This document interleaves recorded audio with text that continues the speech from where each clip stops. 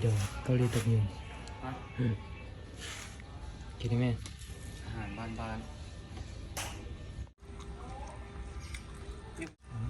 ยุง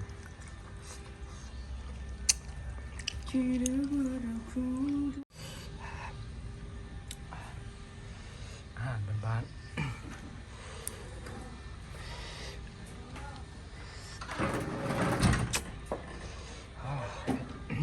ข้าวเหนียว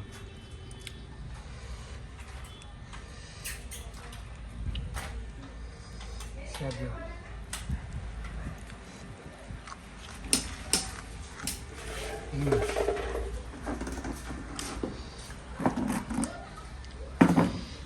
โคตรอร่อยเผ็ดอันนี้หอยยังก่อนหอยโป้อะ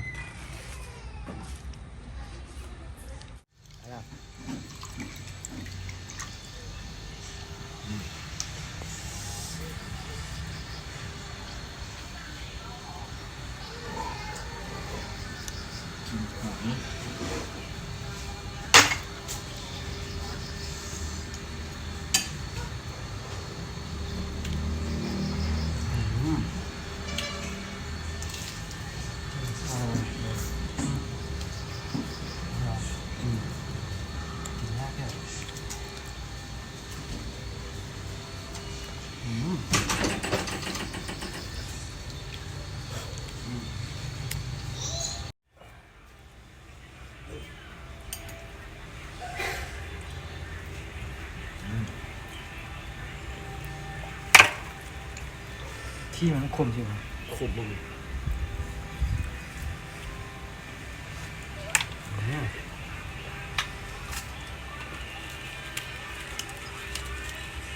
แซ่บโอ้